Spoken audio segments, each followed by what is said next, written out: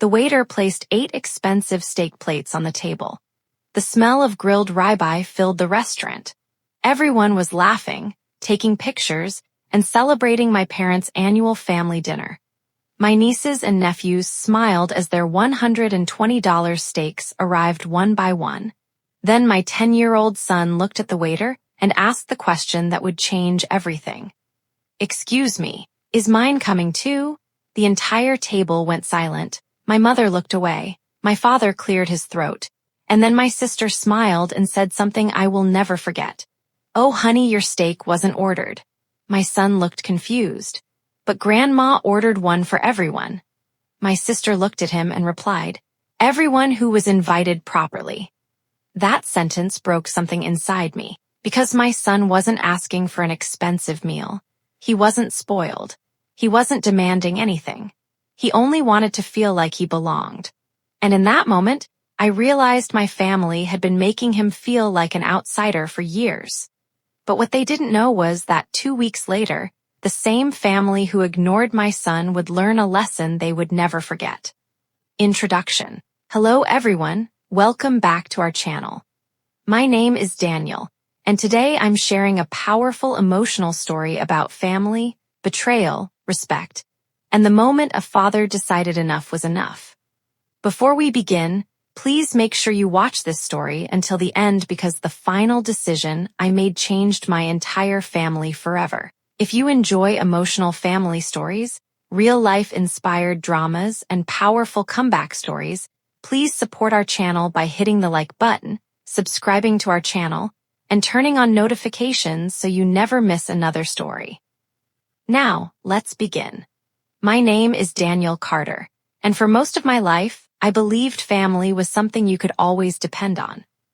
I grew up in a small town in Ohio with my parents, Robert and Linda Carter, and my younger sister, Emily. From the outside, we looked like the perfect family. My father was a successful businessman who owned a construction company. My mother was known in our community as someone who loved family gatherings. Every holiday, every birthday, every special event happened at my parents' house. But as I got older, I started noticing something. My parents didn't treat everyone equally, especially when it came to grandchildren. My sister Emily had 3 children, Sophia, age 12, Jackson, age 9, and Lily, age 7. I had only one child, my son Noah. Noah was born after a difficult period in my life. His mother and I separated when he was young, and I became a single father. It wasn't easy. I worked long hours, came home tired, helped him with homework, cooked dinner, and made sure he always knew he was loved. Noah was the kind of kid every parent wished for. He was polite. He cared about other people. He never complained. But my parents always treated him differently. At first, I ignored small things.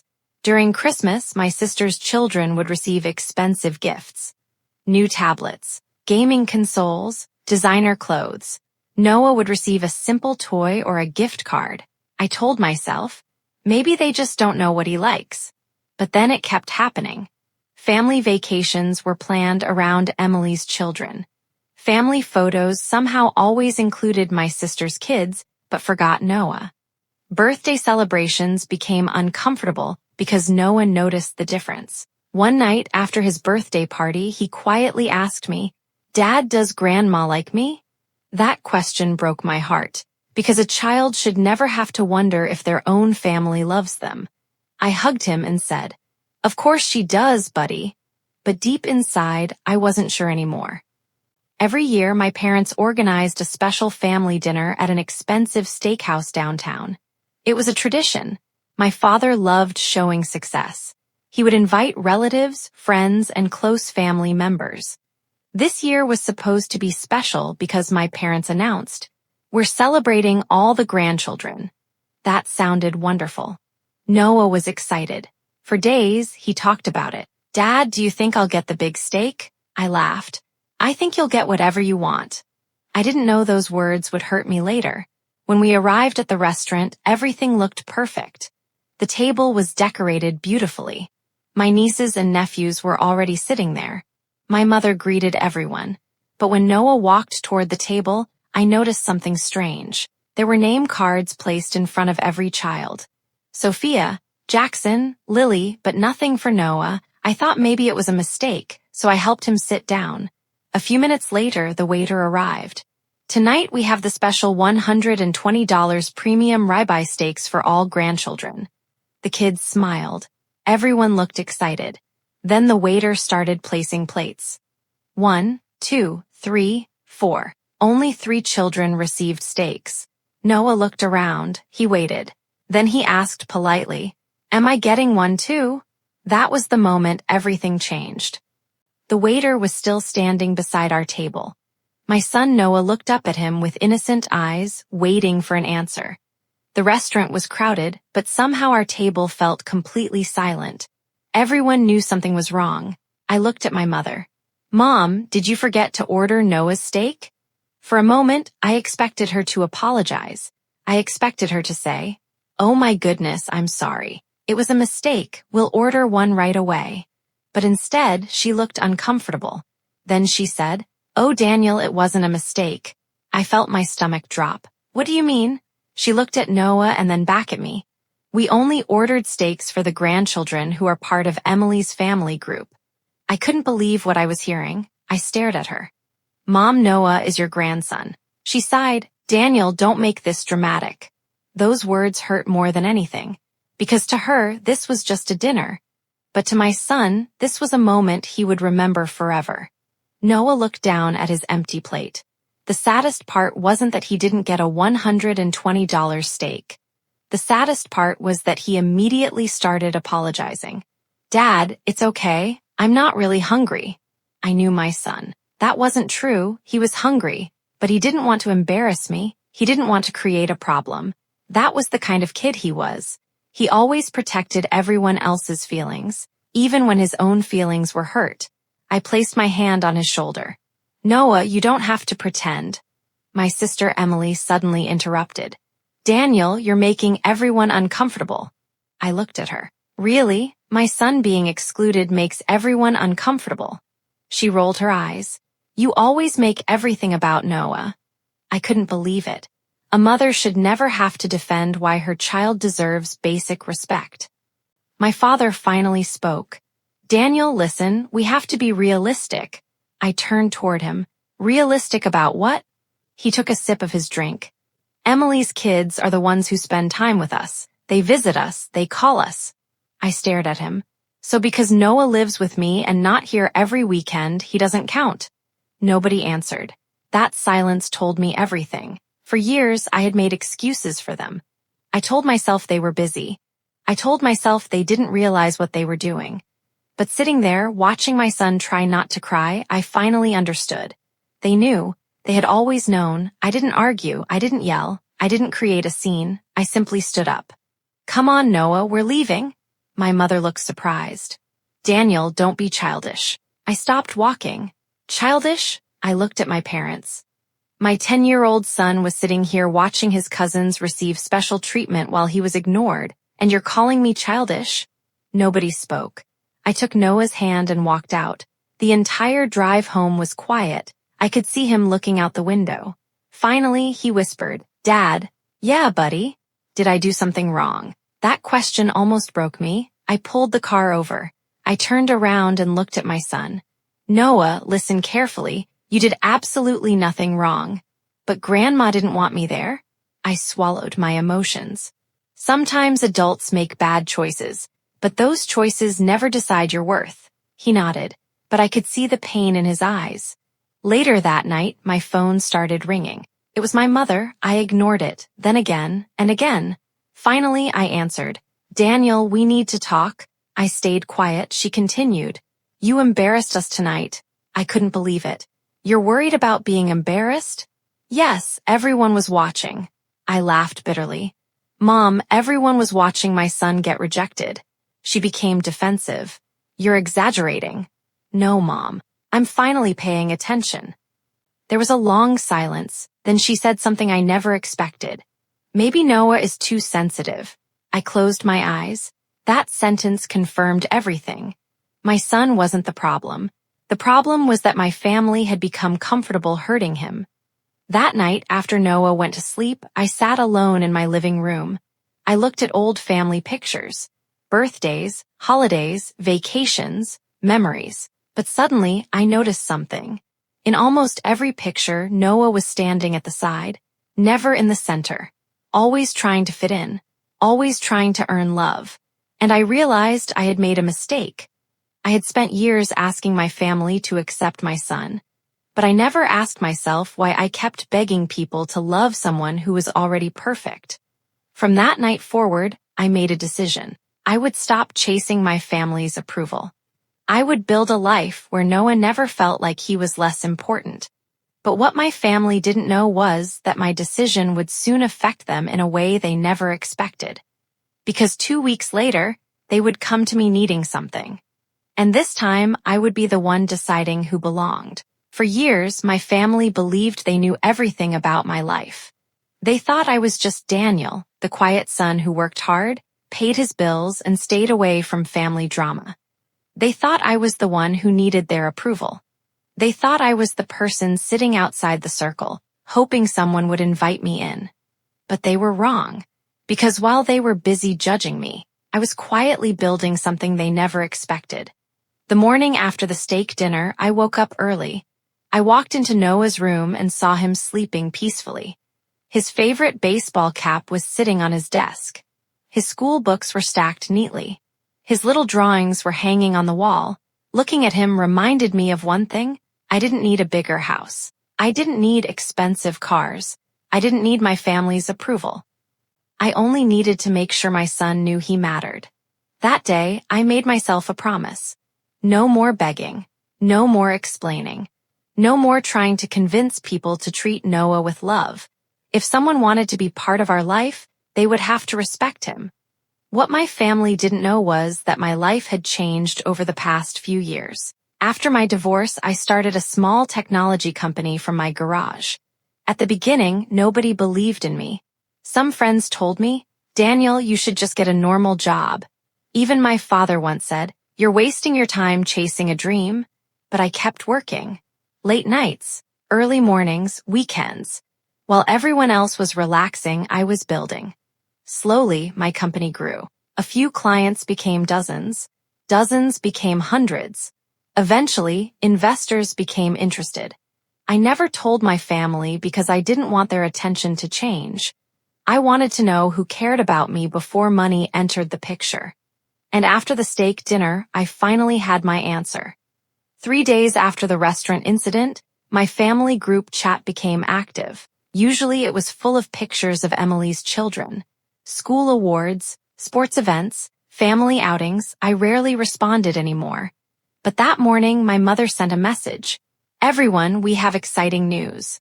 A few minutes later, my sister replied, "Can't wait." Then my father wrote, "We should all celebrate together." I ignored it. Then my phone rang. It was Emily. I almost didn't answer. But I did. "Daniel?" "Hi, Emily." Her voice sounded unusually friendly. "Listen, I think we need to move past what happened." I stayed quiet. She continued, "Family is important." I almost laughed. Family had suddenly become important only after someone got hurt. "What do you want, Emily?" There was a pause. Then she said, "Dad wants to talk to you." That evening, my father called. His tone was different, softer, more careful. "Daniel, your mother and I think we should have dinner." I knew something was wrong. "Why?" He hesitated. "We want to discuss the future." "The future of what?" "Our family." I leaned back. For years, my father had never asked how I felt, never asked how Noah felt. But now he wanted to discuss family. I agreed to meet, not because I trusted them, but because I wanted answers. When I arrived, my parents and Emily were already there. But something was different. They weren't acting confident like before. They were nervous. My father looked at me. "Daniel, we know things haven't been perfect." I almost smiled. That was an understatement. My mother added, "We regret how things happened at the restaurant." I looked at her. "Do you regret hurting Noah?" She became quiet. Nobody answered immediately. Finally, she said, "We should have handled it differently." I noticed something. They never apologized directly. They apologized for the situation, not for what they did. That told me they still didn't understand. Then my father looked at me. Daniel, we need to talk about something important. I already knew. This wasn't about forgiveness. This wasn't about Noah. This was about something else. What is it? My father took a deep breath. Our company is going through some problems. I raised my eyebrows. What kind of problems? Emily looked uncomfortable. We lost a major contract. My father continued. We might need some financial support. There it was. The real reason. After years of making my son feel unwanted, my family needed something from me. Money, help, a rescue. I looked around the table. The same people who couldn't buy my son a steak were now asking me to save them. My father looked at me. Daniel, can you help us? The old Daniel would have immediately said yes. The old Daniel would have ignored the pain. The old Daniel would have tried to prove he was a good son. But that person was gone. I thought about Noah sitting alone at that restaurant. I thought about him asking, did I do something wrong? Then I calmly answered, I need time to think. Everyone looked surprised. Because for the first time in my life, I wasn't asking for their acceptance. They were asking for mine, and they had no idea what I was about to decide. For years, my family looked at me like I was the one who needed help. They thought I was struggling. They thought I was just getting by. They thought my quiet life meant I wasn't successful. But the truth was completely different. I had spent years building my future while they were busy deciding my value. And now, the truth was about to come out. After my father asked me for financial help, I didn't answer immediately. I went home that night and sat with Noah. We ate pizza on the couch and watched his favorite movie. For a moment, everything felt normal. Then Noah looked at me. Dad, yeah, are we still going to see Grandma and Grandpa? I looked at him. That question hurt. Because even after everything they did, he still wanted their love. Children don't stop loving people easily. They just hope those people will finally love them back. I don't know, buddy, I answered. He nodded. Then he said something I will never forget. I just want them to like me. That sentence made my decision clear. Whatever I did next, I had to protect my son's heart. A few days later, I asked my parents and Emily to meet me. They arrived expecting one thing, a financial conversation. They thought I was going to ask questions about their company. They thought I would discuss how much money they needed, but I had something more important to discuss first. I looked at my mother. Before we talk about money, I need to talk about Noah. Everyone became quiet. I continued. For years, you have made him feel like he doesn't belong. My sister immediately interrupted. Daniel, we already apologized. I shook my head. No, you apologized because you needed something from me? Nobody responded, because they knew it was true. Then my father asked, so are you going to help us or not? I looked at him. Do you even know what I do? He looked confused. Of course. You have a small business. I smiled. That's what you think. I opened my laptop. I showed them my company reports. Growth numbers, investments, partnerships, revenue. The room became silent. My father stared at the screen. My mother looked shocked. Emily leaned forward. Daniel, what is this? I answered calmly. This is the company I built. My father looked at me. How much is it worth? I closed the laptop. Enough that I could have bought every steak at that restaurant. Nobody spoke. That sentence hit harder than any argument because they finally understood. The person they ignored was the person they needed. After learning the truth, everything changed. My mother became emotional. Oh, Daniel, we had no idea. I looked at her. That's the problem. She looked confused. What do you mean? You didn't know because you never cared enough to ask. The room became silent. My father lowered his head. For the first time, he looked embarrassed. Emily started crying. Daniel, I never meant to hurt Noah. I looked at her. Maybe you didn't mean to, but you did. Because sometimes people think only intentional cruelty causes pain. But neglect hurts too. Being forgotten hurts. Being treated as less important hurts. My father asked, Daniel, does this mean you won't help us? I looked at him. I didn't say that. Everyone looked surprised. Then I continued, but there are conditions. My mother asked, what conditions? I answered, First, you need to understand that Noah is not a second-class grandson. They stayed quiet. Second, you need to apologize to him, not because you want my money, because he deserves respect. My father nodded slowly. And third, I looked at all of them. If you want to be part of our lives, it cannot be because of what I have. Nobody expected that answer. 2 days later, something happened that surprised me. My parents came to my house, not to ask for money, not to discuss business. They came to see Noah. I opened the door. My mother was standing there holding a small gift. Can we talk to him? I looked behind me. Noah was in the living room. He saw them. His face changed. He wasn't angry. He was just unsure. Because when someone hurts you, forgiveness isn't always immediate. Sometimes you have to learn whether their actions have truly changed. My mother sat beside Noah. She held his hand. I owe you an apology. Noah looked at her quietly. I was wrong. Those words surprised me, because for the first time, my mother admitted responsibility. I made you feel like you weren't important. Noah looked down, then he asked, why didn't you order me a steak? My mother started crying, and honestly, I almost cried too, because a child's biggest question wasn't about the food. It was, why didn't you choose me? That day wasn't a magical fix. Trust doesn't return overnight. A broken relationship takes time to rebuild. But something changed. My parents finally started making an effort. They called Noah. They attended his school events. They asked about his interests. They stopped comparing him to his cousins. And for the first time in years, Noah started feeling like he belonged. But there was still one final test. Because helping my family financially came with a decision that would reveal whether they had truly changed or whether they were only pretending. For the first time in years, things between my family and me started to feel different. But I had learned something important. Words are easy. Promises are easy. Apologies are easy. Real change is shown through actions. And before I opened the door to helping my family financially, I needed to know one thing. Did they truly regret hurting Noah? Or did they only regret losing access to my success? Over the next few weeks, I watched carefully. My parents started calling Noah. Not me, him. That was important. Before, every conversation was about family events, holidays, or Emily's children. Now, they asked Noah questions. How was your soccer practice? What book are you reading? What do you want to be when you grow up? Small things. But to a child who spent years feeling invisible, small things meant everything. One afternoon, Noah came home from school smiling. Dad, yeah, buddy. Grandpa came to my game today. I smiled. Really? He nodded. He was the only family member there. I could hear the happiness in his voice. Not because Grandpa bought him something.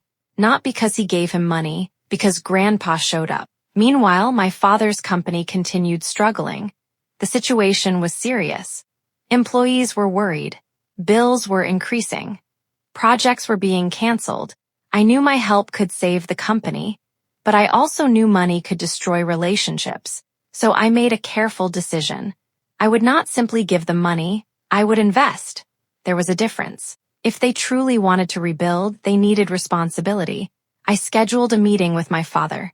Dad, I'm willing to help. He looked relieved. Thank you, Daniel. I raised my hand. But there are rules. His expression changed. What kind of rules? I will review the finances. I will make sure the company is managed properly.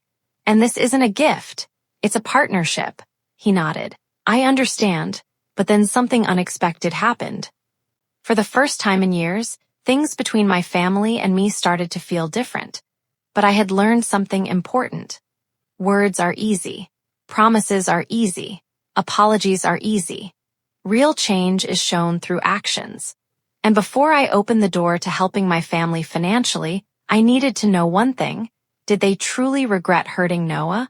Or did they only regret losing access to my success? Over the next few weeks, I watched carefully. My parents started calling Noah. Not me, him. That was important. Before, every conversation was about family events, holidays, or Emily's children. Now, they asked Noah questions. How was your soccer practice? What book are you reading? What do you want to be when you grow up? Small things. but to a child who spent years feeling invisible, small things meant everything. One afternoon, Noah came home from school smiling. "Dad, yeah, buddy. Grandpa came to my game today." I smiled. "Really?" He nodded. He was the only family member there. I could hear the happiness in his voice. Not because Grandpa bought him something. Not because he gave him money, because Grandpa showed up. Meanwhile, my father's company continued struggling. The situation was serious. Employees were worried. Bills were increasing. Projects were being canceled. I knew my help could save the company, but I also knew money could destroy relationships. So I made a careful decision. I would not simply give them money, I would invest. There was a difference. If they truly wanted to rebuild, they needed responsibility. I scheduled a meeting with my father. "Dad, I'm willing to help." He looked relieved. "Thank you, Daniel." I raised my hand. "But there are rules." His expression changed. "What kind of rules?" "I will review the finances. I will make sure the company is managed properly. And this isn't a gift. It's a partnership." He nodded. "I understand." But then something unexpected happened.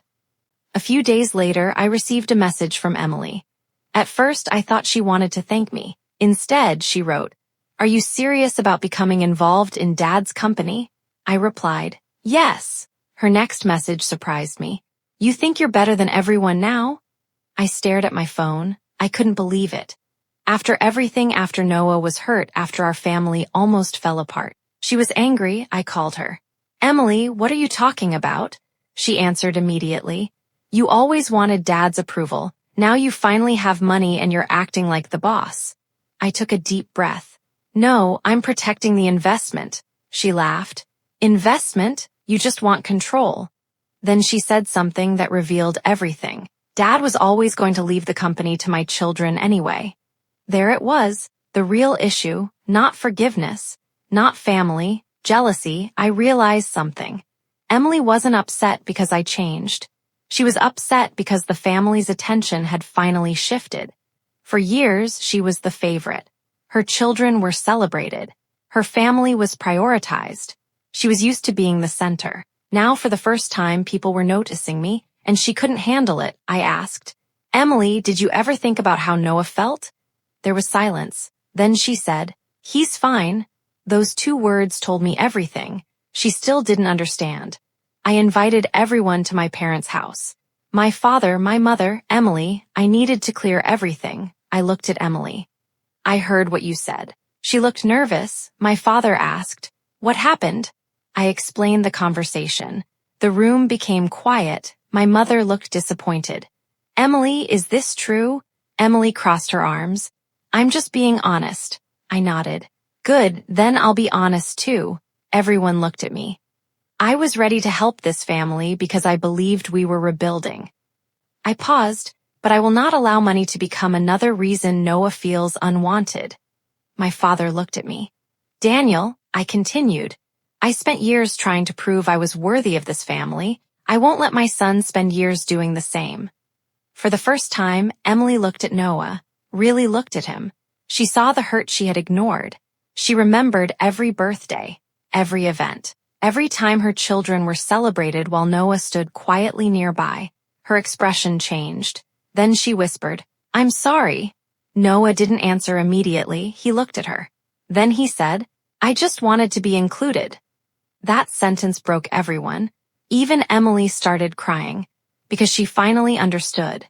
The steak was never about the steak. It was about a child wanting to feel loved. A month later, I officially helped my father's company. But something else happened too. My family changed the way they treated Noah. Not because I had money, not because they needed me, because they finally understood his value. And on the anniversary of that painful dinner, my father invited us all to a family meal. When we arrived, there were plates on the table. Everyone had a name card. I looked at Noah's place. His name was written in the center. My father smiled. "This seat has always belonged to you." Noah smiled. And for the first time, he truly felt like he belonged. But the biggest surprise was still waiting. Because at that dinner, my father was going to reveal something that would change our entire family's future. The restaurant looked exactly the same. The same beautiful lights, the same long table, the same place where my son Noah had sat quietly, watching everyone else receive something special while he was forgotten. But this time, everything was different. Because this time, Noah wasn't sitting at the edge. He was sitting in the center. When we arrived, my father stood up and welcomed us. But before anyone sat down, he walked toward Noah. "Noah, I want to say something." My son looked surprised. My father took a deep breath. "I owe you an apology." The entire table became silent. My father was not a man who apologized easily. He had spent his whole life being proud. But now he was admitting he was wrong. "I made you feel like you were less important than your cousins." Noah looked down. My father continued, "That was my mistake. A grandfather should never make a child question whether they belong." My mother wiped tears from her eyes. Emily looked emotional, and I watched my son carefully, because I knew this moment mattered. My father reached into his pocket. For a second, I thought he was going to give Noah some expensive gift. But he didn't. He handed him a small notebook. Noah opened it. Inside were handwritten notes, memories, stories, little things my father had written down about Noah. The day Noah learned to ride a bike, the science project he won at school, the joke he told that made Grandpa laugh. My father smiled. I realized something. I was so focused on celebrating big things that I forgot the small moments are what make a family. Noah smiled. And that smile told me everything.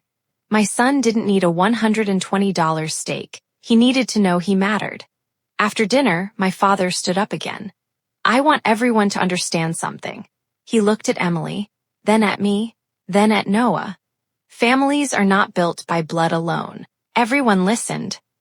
"They are built by respect, kindness, and showing people they matter." He continued, "I thought providing money and gifts made me a good grandfather. I was wrong." He looked at Noah. "Being present is what matters." Those words stayed with me, because sometimes people think love is expensive vacations, big gifts, fancy dinners, but children remember something else. They remember who showed up. Later that evening, my father and I talked privately. He told me, "Daniel, I want you to know something." "What?" "I don't want you helping my company because you feel responsible." I looked at him.